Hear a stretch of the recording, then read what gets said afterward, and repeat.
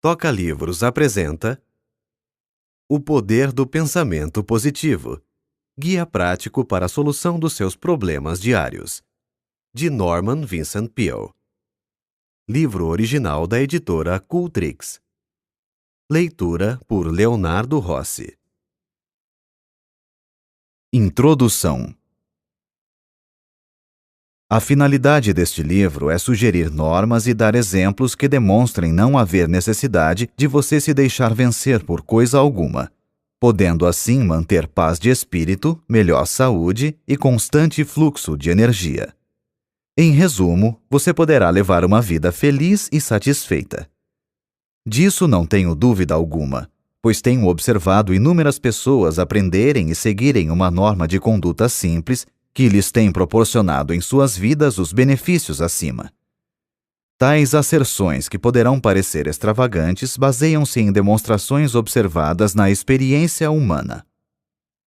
Realmente, muitas pessoas se deixam vencer pelos problemas da vida cotidiana. Passam os dias lutando, talvez até mesmo lamuriando-se, sob o peso de um penoso ressentimento para com aquilo que consideram a má sorte que a vida lhes reservou. Em certo sentido, poderá haver tal coisa como a sorte nesta vida, mas existe também um espírito e método pelos quais poderemos dominar e mesmo determinar essa sorte. É lamentável que as pessoas se deixem vencer pelos problemas, cuidados e dificuldades da existência, o que não deixa de ser completamente desnecessário. Ao dizer isso, certamente não ignoro nem mesmo menosprezo as dificuldades e tragédias do mundo, mas também não permito que elas predominem. Você poderá deixar-se dominar pelos obstáculos a ponto de eles o escravizarem e se tornarem os fatores dominantes. Sabendo como afastá-los do espírito, recusando-se a tornar-se mentalmente subserviente a eles e canalizando a força espiritual pelos seus pensamentos, você poderá sobrepujar os obstáculos que comumente poderiam esmagá-lo. Pelos métodos que delinearei, não haverá lugar para que tais obstáculos se interponham para destruir-lhe a felicidade e o bem-estar. Você apenas será vencido se quiser. Este livro lhe ensinará como não querer ser derrotado. O objetivo deste livro é direto e simples. Não há nele pretensão de oferecer lavores literários e tampouco demonstrar quaisquer conhecimentos desusados da minha parte. Foi escrito com o único fim de auxiliar o leitor a conseguir uma vida feliz, satisfeita e digna. Creio inteira e entusiasticamente em certos princípios realmente eficientes, que, se praticados, proporcionarão uma vida vitoriosa. É meu alvo expô-lo neste volume de uma maneira lógica, simples e compreensível, a fim de que o leitor possa aprender um método prático pelo qual chegue a construir para si, com a ajuda de Deus, a espécie de vida que deseja no âmago de seu coração. Se você ler este livro com profunda atenção, absorvendo cuidadosamente os seus ensinamentos e se praticar sincera e persistentemente os princípios e fórmulas nele expostos, irá experimentar extraordinária melhora em si mesmo. Usando a técnica nele delineada, poderá alterar ou modificar por completo as circunstâncias em que agora vive, passando a dominá-las ao invés de ser dominado por elas. Suas relações com as outras pessoas tornar-se-ão melhores. Você será bem-quisto. Apoderando-se de tais princípios, gozará uma nova e agradável sensação de bem-estar. Poderá atingir um grau de saúde que até então desconhecia e experimentar novo e inefável prazer na vida. Tornar-se-á uma pessoa mais útil e verá expandir a força de sua influência.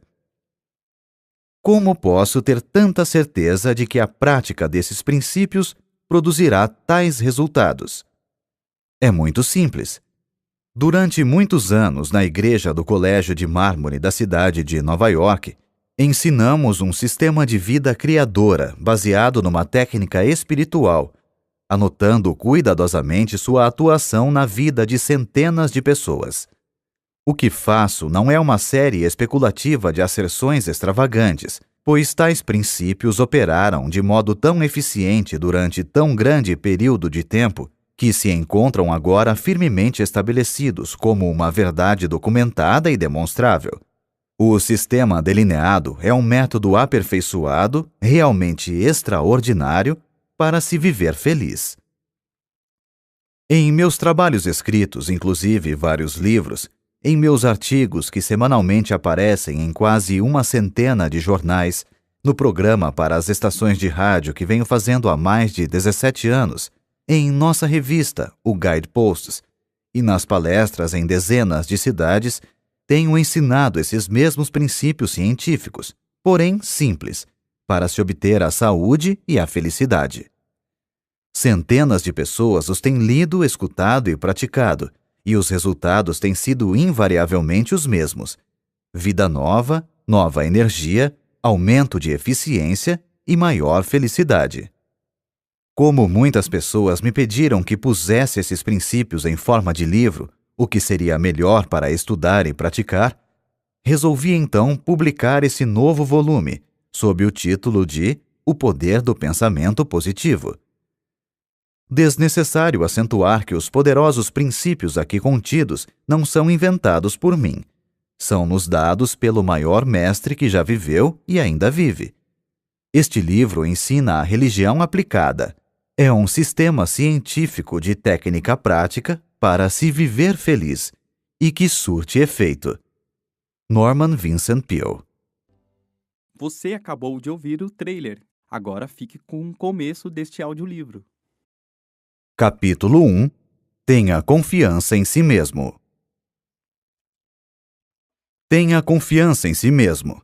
Tenha confiança em suas aptidões. Sem uma confiança simples, porém sólida em sua própria força, você não poderá ser coroado de êxito nem ser feliz. Terá, porém, sucesso se tiver a necessária confiança em si mesmo. A sensação de inferioridade e de inaptidão costuma intervir na materialização de nossas esperanças. Mas se tivermos confiança em nós mesmos, atingiremos nossos objetivos.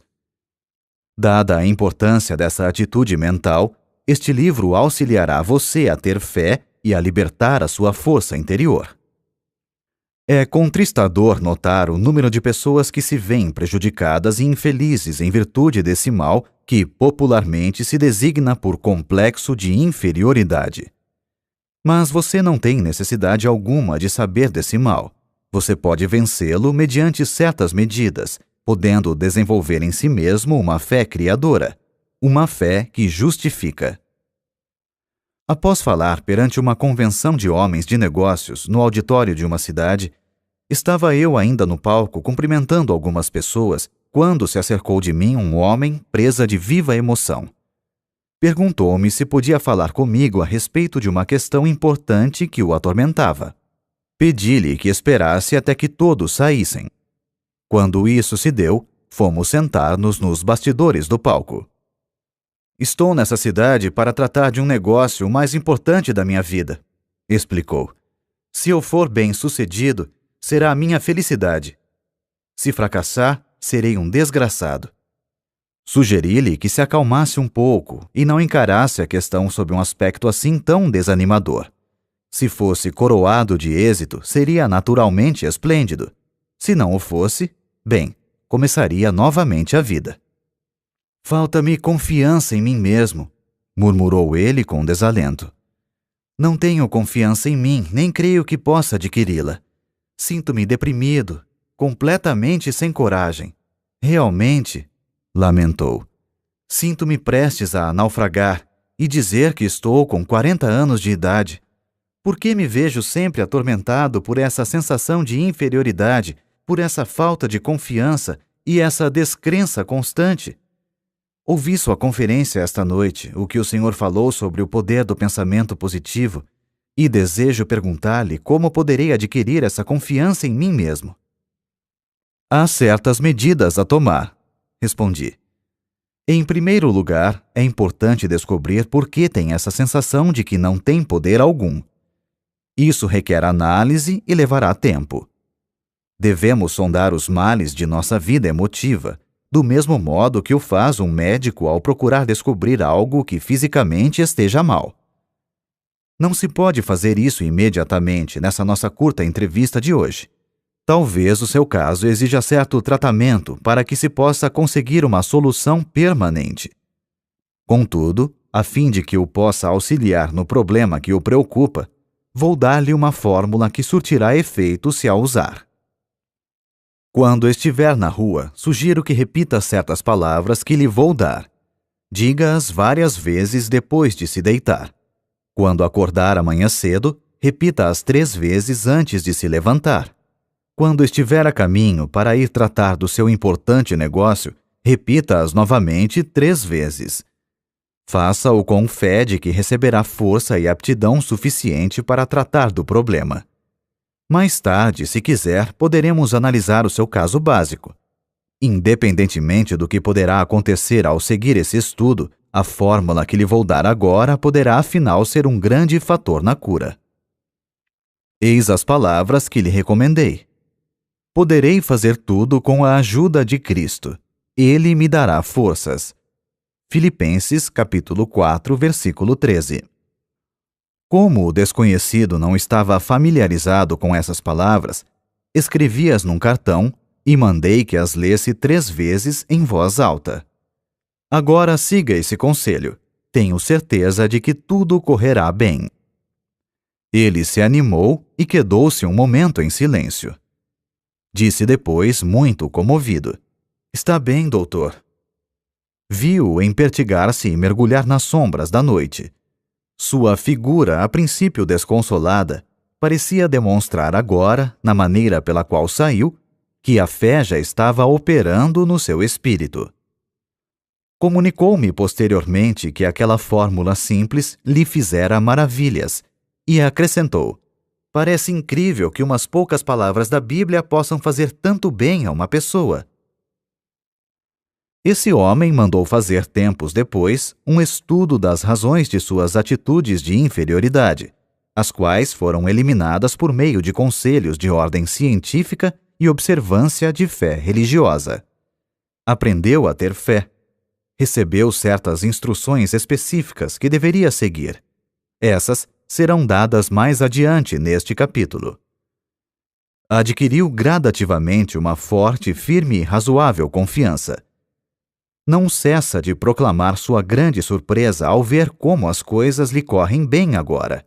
Sua personalidade adquiriu um caráter positivo e não negativo, de modo que não mais afugenta o êxito, ao contrário, costuma atraí-lo para si. Possui agora verdadeira confiança em sua própria força. Há várias causas para a sensação de inferioridade e não são poucas as que se originam da nossa infância. O diretor de uma companhia consultou-me a respeito de um jovem a quem desejava promover. "Acontece, porém," explicou ele, "que não podemos contar-lhe certas informações importantes e sigilosas. É lamentável. Não fosse isso, falo-ia meu assistente na administração. O rapaz tem todas as aptidões necessárias, mas fala muito e, sem que seja esta a sua intenção, divulga questões de natureza particular e importante." Tendo feito uma análise, descobri que o jovem falava muito simplesmente devido a uma sensação de inferioridade, e para compensá-la, sucumbia à tentação de alardear o que sabia.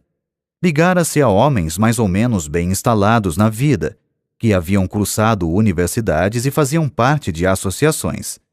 Ele, no entanto, havia sido criado na pobreza, não cursara uma universidade e não era membro de associação alguma. Sentia-se assim inferior aos companheiros tanto em cultura como em posição social. Para fazer figura no meio deles e realçar seu amor próprio, seu subconsciente, que sempre procurava prover o mecanismo que compensasse, fornecia-lhe os meios para elevar o seu eu. Sabia o que se passava na alta esfera da indústria e acompanhava o chefe a conferências, onde encontrava homens preeminentes e ouvia importantes conversações de caráter particular. Relatava aos companheiros boa parte das informações que não deviam transpirar, com o propósito de fazer com que eles o admirassem e invejassem. Isso servia para aumentar o seu amor próprio e satisfazer seu desejo de ser reconhecido como um grande elemento. O chefe, um homem bom e compreensivo, quando percebeu a causa dessa característica de sua personalidade, fez ver ao rapaz as oportunidades a que suas aptidões poderiam conduzir. Descreveu-lhe também como aquela sua sensação de inferioridade fazia com que não se pudesse contar com ele em assuntos confidenciais. Caindo em si e observando depois sinceramente a técnica da fé e das orações, o jovem veio a tornar-se um valioso elemento na companhia. Sua verdadeira força tinha se libertado. Posso, talvez, por meio de uma referência pessoal, ilustrar a maneira pela qual muitos jovens adquirem o complexo de inferioridade. Quando menino, eu era extremamente magro. Tinha muita energia, fazia parte do time de corredores nas competições esportivas, gozava de boa saúde e era bastante rijo, mas muito magro. Isso me atormentava porque não queria ser magro. Desejava ser gordo. Chamavam-me de magricela e eu não gostava desse apelido. Preferiria que me chamassem de gorducho. Sonhava em ser valentão, forte e gordo. Fazia de tudo para engordar. Bebia óleo de fígado de bacalhau, consumia uma grande quantidade de milkshakes, sorvetes de chocolate com creme e nozes, bolos e tortas, mas era como se nada adiantasse. Não engordava mesmo. Passava noites acordado pensando no meu físico e sofria com isso.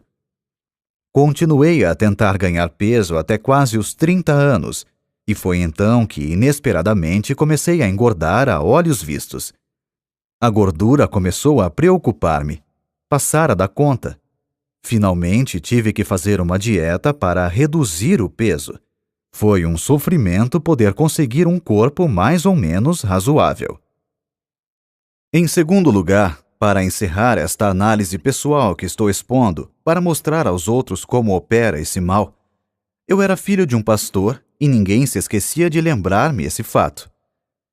Todos os companheiros podiam fazer o que bem entendessem, mas ai de mim se tentasse fazer uma pequenina coisa qualquer. Lá vinha a crítica. Oh, você, um filho de pastor?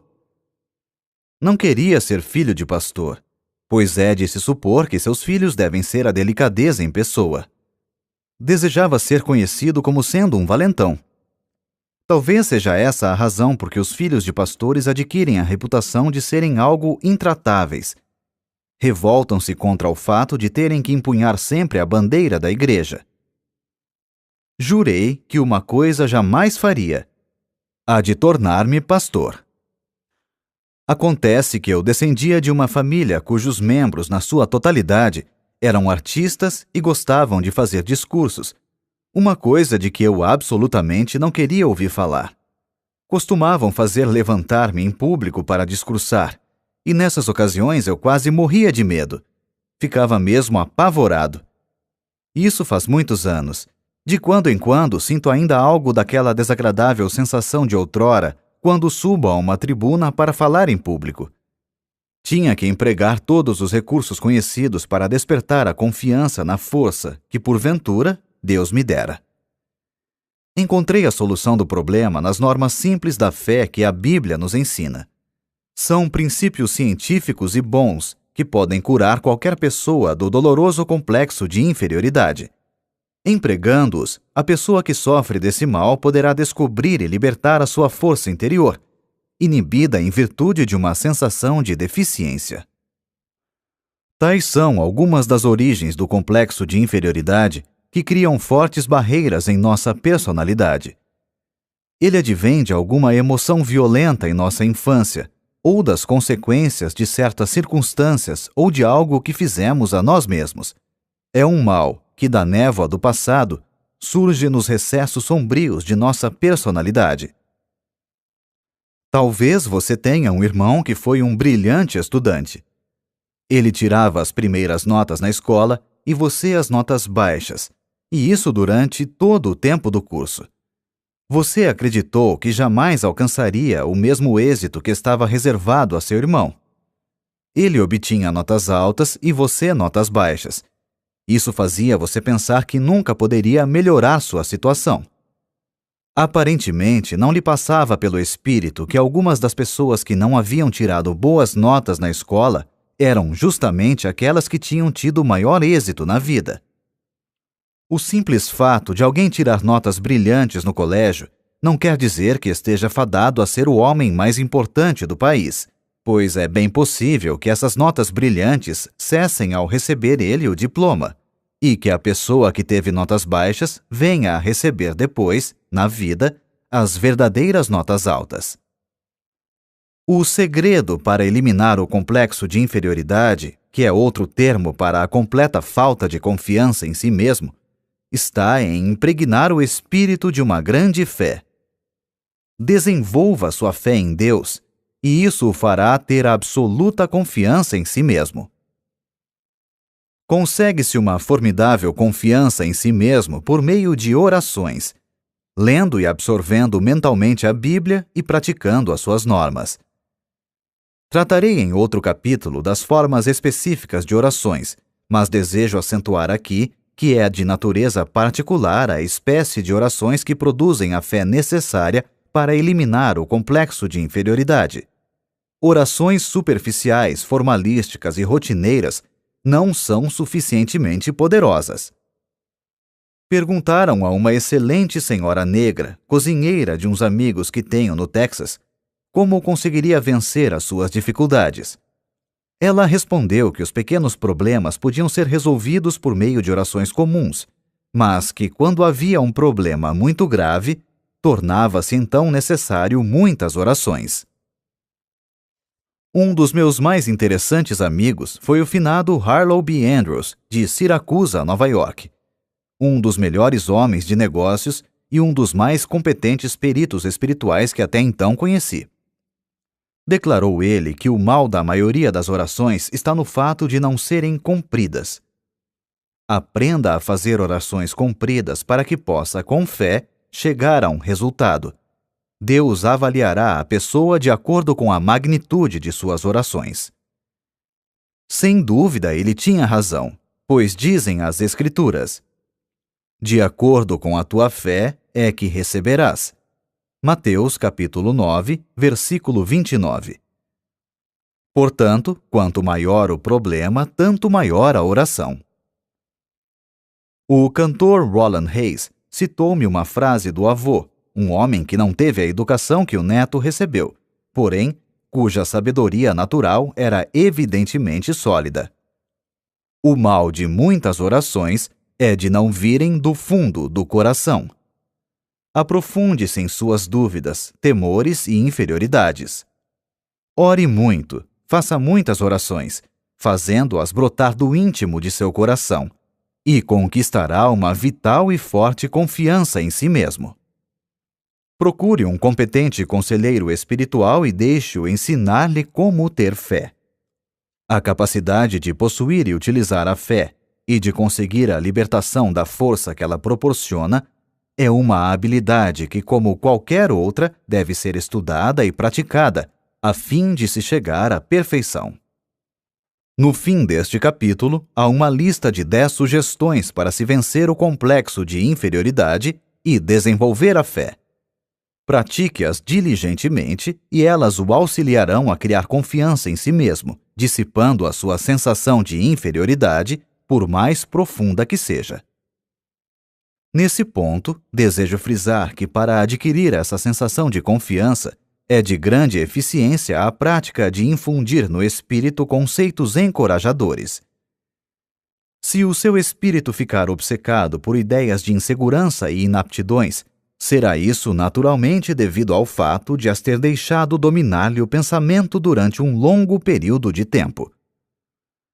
É preciso que dê ao espírito outra qualidade de ideias mais positivas, o que conseguirá com repetidas sugestões de pensamentos estimuladores. Nas árduas atividades da vida cotidiana é preciso disciplinar o pensamento se se quer educar novamente o espírito e fazê-lo um gerador de energias. É possível, mesmo em meio aos trabalhos diários, alimentar o espírito com pensamentos estimuladores. Permita-me, leitor, que lhe fale sobre um homem que assim procedia, utilizando-se de um método característico. Numa manhã de rigoroso inverno, ele veio buscar-me no hotel numa cidade do Oeste Central, para levar-me a outra cidade 35 milhas distante, onde eu tinha que fazer uma palestra. Subimos ao automóvel. Ele passou logo a imprimir certa velocidade ao carro, o que achei algo inconveniente, pois a estrada estava escorregadia. Lembrei-lhe de que dispunhamos de bastante tempo e sugeri que moderasse a marcha. "Não se preocupe quando eu estiver guiando", respondeu ele. Eu mesmo costumava sentir muita insegurança, mas acabei dominando-me. Tinha medo de tudo, de andar de automóvel e de avião. Quando alguma pessoa de minha família fazia uma viagem, ficava preocupado até que regressasse. Vivia sempre com a sensação de que ia acontecer alguma coisa, e isso me tornava a vida um sofrimento. Vivia dominado por esse complexo. Não tinha confiança em mim. Esse estado de espírito refletiu-se em meus negócios. As coisas não me corriam muito bem. Mas descobri um plano maravilhoso que me eliminou toda aquela sensação de insegurança.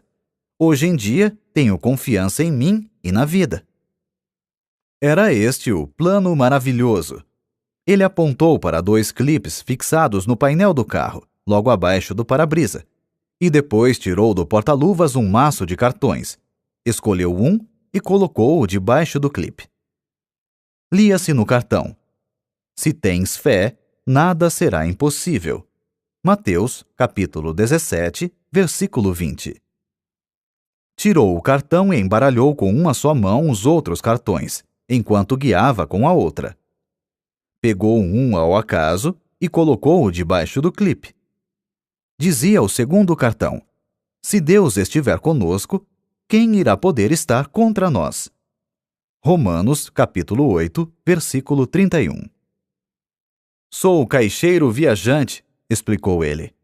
"Ando o dia todo de automóvel visitando a freguesia. Descobri que, quando a gente está guiando, toda sorte de pensamentos nos assalta o espírito. Se a qualidade do pensamento é negativa, passa-se o dia todo com ideias negativas, o que é ruim. Era o que acontecia comigo. Quando no automóvel, entre uma visita e outra, costumava pensar coisas pessimistas, sempre com a impressão do medo. E, a propósito, essa era uma das razões por que minhas vendas estavam decrescendo. Mas depois que comecei a usar esses cartões e a decorar suas frases enquanto guio, aprendi a pensar diferentemente. Aquela sensação antiga de insegurança que não me largava desapareceu, por assim dizer. Ao invés de pensar agora em coisas pessimistas, penso em coisas otimistas e encho-me de coragem. É realmente maravilhosa a transformação que esse método operou em mim. Auxilia-me nos negócios também. De fato, como pode uma pessoa esperar fazer uma venda se vai à casa do freguês com a ideia de que não conseguirá vender-lhe coisa alguma? Esse plano usado pelo meu amigo é muito sábio. Imbuindo o espírito com a afirmativa de que Deus está presente e o auxiliará, modificou realmente o processo de seus pensamentos.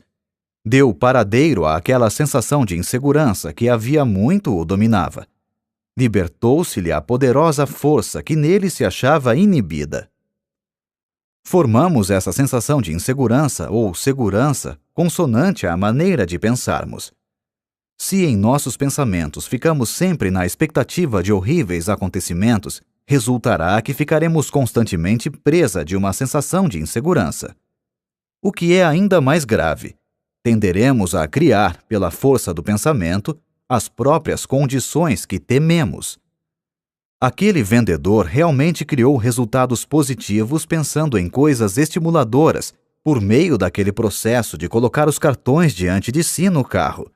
Sua força, curiosamente inibida por uma psicologia derrotista, flui agora de uma personalidade na qual foram estimuladas atitudes criadoras. A falta de confiança em si mesmo é aparentemente um dos grandes problemas que atormentam um considerável número de pessoas hoje em dia. Fez-se uma investigação em 600 alunos de cursos de psicologia. Pediu-se-lhes que expusessem os seus mais diferentes problemas pessoais. 75% declararam que não tinham confiança em si. Seguramente é de presumir que essa mesma grande proporção se aplique à população em geral.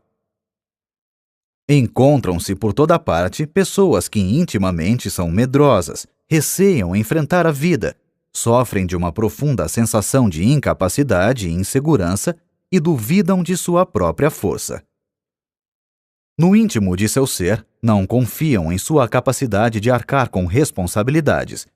Com isso, deixam de aproveitar as oportunidades que aparecem. Vivem sempre atormentadas por um vago e sinistro temor de que algo não vai dar certo. Não acreditam que o que desejam ser depende unicamente delas, razão por que procuram contentar-se com algo menos digno do que poderiam conseguir com a sua capacidade. Milhares e milhares de pessoas passam a vida rastejando, vencidas e presas do medo. No entanto, na maioria dos casos, tal negação de força é desnecessária. Os golpes da vida, a acumulação de dificuldades e a multiplicidade de problemas tendem a solapar as energias e a deixar a pessoa gasta e desencorajada.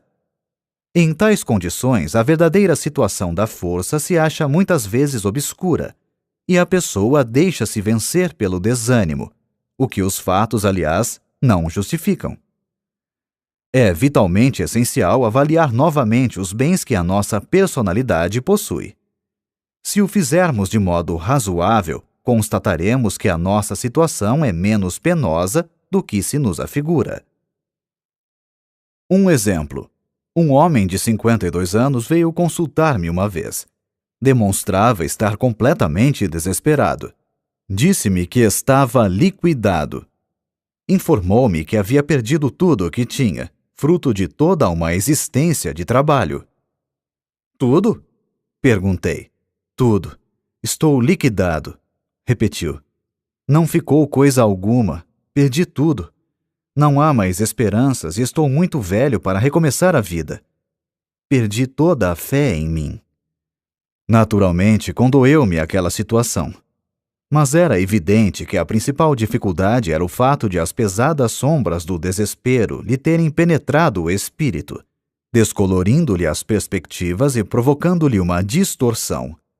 Suas verdadeiras energias tinham ficado inibidas com a tortura de seus pensamentos, travando-lhe assim a ação.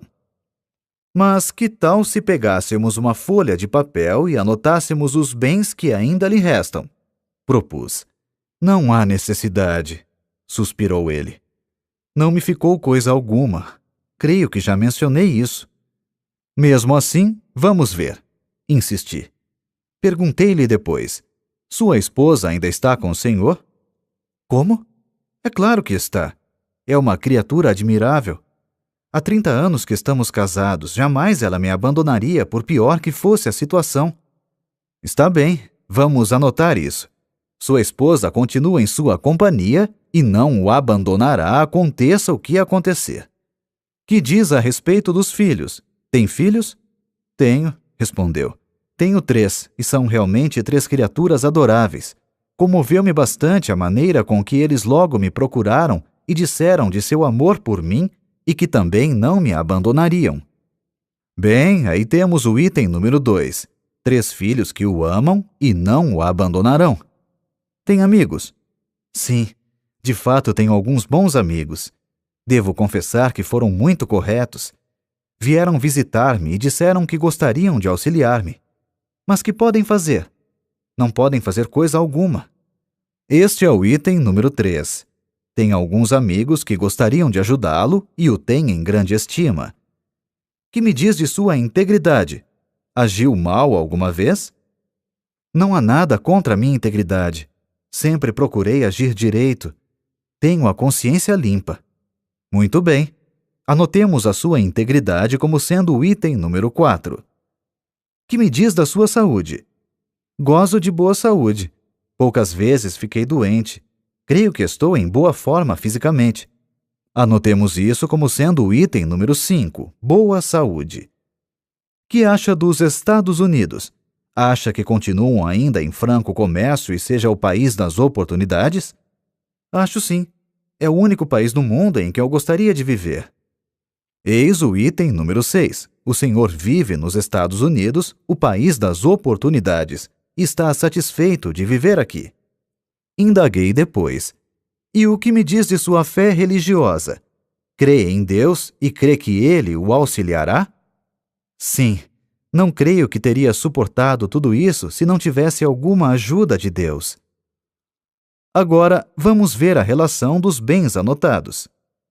1. Uma esposa maravilhosa, casado há 30 anos. 2. 3 filhos devotados que não o abandonarão. 3. Amigos que o querem ajudar e que o têm em grande estima. 4. Integridade. Nada fez que o possa envergonhar. 5. Boa saúde. 6. Vive nos Estados Unidos, o maior país do mundo. 7. Tem fé religiosa. Mostrei-lhe na mesa a folha de papel. Olhe isso. Acho que possui tantos bens. Julgara pelo que me dissera tivesse perdido tudo. Ele sorriu meio envergonhado. De fato, não pensei nessas coisas, disse. Isso não me passou pela cabeça. Talvez a situação não seja realmente tão má, declarou pensativamente. Quem sabe? Talvez pudesse começar de novo a vida se conseguisse apenas adquirir certa confiança e pudesse sentir alguma força dentro de mim. Bem, ele compreendeu tudo e tratou de começar a vida novamente. Conseguiu fazê-lo somente depois de ter modificado seu ponto de vista e sua atitude mental. A fé varreu as dúvidas que o assaltavam, e uma força, o bastante para vencer suas dificuldades, emergiu do íntimo de seu ser. Esse incidente ilustra uma profunda verdade expressa num documento muito importante do célebre psiquiatra Dr. Karl Menninger. Disse ele: as atitudes são mais importantes que os fatos. Vale a pena repetirmos essa frase para que possamos aurir a verdade que ela encerra. Qualquer fato que enfrentarmos, por mais penoso que seja, mesmo que pareça irremediável, não será tão importante como a nossa atitude para com ele. Da maneira como julgamos um fato é que poderemos ser derrotados antes que possamos tomar qualquer medida com relação a ele. Poderemos talvez permitir que o fato nos esmague mentalmente antes que comecemos a tratar realmente dele. Por outro lado, a observância de pensamentos otimistas e animadores pode modificar ou dominar inteiramente o fato. Conheço um homem que é muito valioso para a sua companhia, não por causa de qualquer habilidade extraordinária, porém, por causa do fato de ele sempre demonstrar ser possuidor de um espírito animador. Quando seus companheiros encaram com pessimismo certo problema, ele logo empresta um método a que deu o nome de o método aspirador de pó. Isto é, por meio de uma série de perguntas, ele aspira o pó do espírito de seus companheiros. Arranca-lhes as atitudes negativas. Depois, muito serenamente, sugere-lhes ideias positivas com relação ao problema, infundindo-lhes novas atitudes, as quais lhes dão nova concepção dos fatos. Muitas vezes os companheiros comentavam os problemas, os quais lhes pareciam diferentes quando esse homem começava a operar sobre eles. É a atitude de confiança que cria a diferença, e ela não elimina a objetividade na avaliação dos fatos. A vítima do complexo de inferioridade vê os fatos através de atitudes que lhe são prejudiciais. O segredo para corrigir-se está simplesmente em adquirir uma visão normal que se incline para o lado positivo. Se você, leitor, se julga vencido e perdeu a confiança em sua capacidade de vencer, sente-se, pegue uma folha de papel e faça uma lista, não dos fatores que lhe são adversos, mas dos que tenha a seu favor. Se pensarmos constantemente nas forças que parecem estar contra nós, acabaremos transformando-as numa verdadeira força, o que, aliás, não se justifica. Elas tomarão uma consistência que na realidade não possuem. Mas se, ao contrário, encararmos mentalmente os nossos valores e os pesarmos e fixarmos neles os nossos pensamentos, realçando-os ao máximo, conseguiremos libertar-nos de nossas dificuldades, independentemente do que possam ser. As nossas forças interiores começarão a firmar-se e, com o auxílio de Deus, tirar-nos-ão da derrota para nos conduzir à vitória. Uma das mais poderosas concepções, que é seguramente a cura para a falta de confiança, é o pensamento de que Deus está realmente ao nosso lado, ajudando-nos. Este é um dos mais simples ensinamentos da religião. Deus Todo-Poderoso será nosso companheiro, não nos abandonará e auxiliar-nos-á até o fim. Nenhuma ideia é tão poderosa para desenvolver a confiança em nós mesmos como a dessa simples crença, quando praticada. Para praticá-la, basta afirmar: Deus está me ajudando. Deus está me guiando. Leitor amigo, despenda alguns minutos imaginando sua presença. Repita depois essa afirmação com fé. Trate de seus afazeres com a ideia de que aquilo que você afirmou e imaginou é verdade. Faça essa afirmação, imagine a sua presença, tenha fé e será senhor de si. A libertação das forças que esse processo estimula o surpreenderá. A sensação de confiança depende do tipo de pensamentos que habitualmente ocupa seu espírito. Pense no fracasso e pode estar certo de que se sentirá fracassado. Pratique, porém, pensamentos estimuladores. Faça disso um hábito dominante e acabará desenvolvendo uma forte sensação de capacidade que o habilitará a vencer quaisquer dificuldades. Realmente, a sensação de confiança aumenta a nossa força. Basil King disse certa vez: seja ousado, que forças poderosas virão em seu auxílio. A experiência prova a verdade desse conceito. Você sentirá que essas forças poderosas o estão auxiliando à medida que a sua crescente fé vai modificando suas atitudes. Emerson declarou uma grande verdade: somente vencem aqueles que acreditam poder vencer. E acrescentou: faça aquilo que você possa temer, que o temor desaparecerá. Tenha sempre confiança e fé que seus temores e sensação de insegurança logo deixarão de exercer qualquer domínio sobre você. Uma vez, quando Stonewall Jackson preparava um ousado ataque, um de seus generais receoso fez objeções, dizendo que temia isso ou aquilo, etc. Jackson pousou a mão sobre o ombro de seu subordinado e disse-lhe: General, não se guie jamais pelos seus temores. O segredo está em encher o espírito com pensamentos de fé, confiança e segurança. Isso expelirá todos os pensamentos eivados de dúvidas e eliminará a falta de confiança. A um homem que durante muito tempo vivia atormentado por uma sensação de insegurança e temores, sugeri que lesse a Bíblia inteira, sublinhando com o lápis vermelho todas as citações nela contidas relativas à coragem e confiança. Ele acabou decorando-as. De fato, impregnou o espírito com os pensamentos mais sadios, mais felizes e mais poderosos que há no mundo. Esses pensamentos dinâmicos transformaram-no. De criatura desesperada que era, passou a ser um homem de força dominante. Foi notável a transformação que nele se operou em poucas semanas. De um espírito quase completamente fracassado, passou a ser uma personalidade confiante e inspiradora. Reconquistou a confiança em si mesmo e em sua própria força por meio de um processo simples, o de modificar o seu modo de pensar. Para resumir, que pode você fazer agora para criar confiança em si mesmo? Mencionamos abaixo 10 regras simples e exequíveis para dominar suas ideias de inaptidão e aprender a ter fé. Milhares de pessoas as têm empregado e obtido brilhante resultado. Comece a seguir esse programa que irá também criar essa confiança em si mesmo e em sua própria força.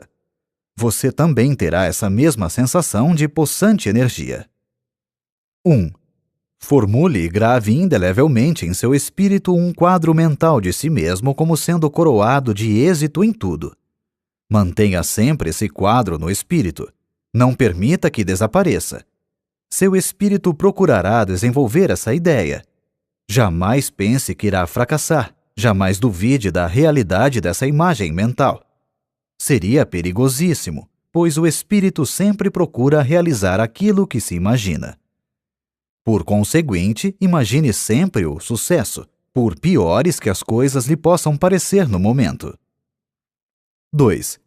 Toda vez que um pensamento negativo relacionado à sua força pessoal lhe assaltar o espírito, exprima deliberadamente um pensamento positivo para eliminá-lo.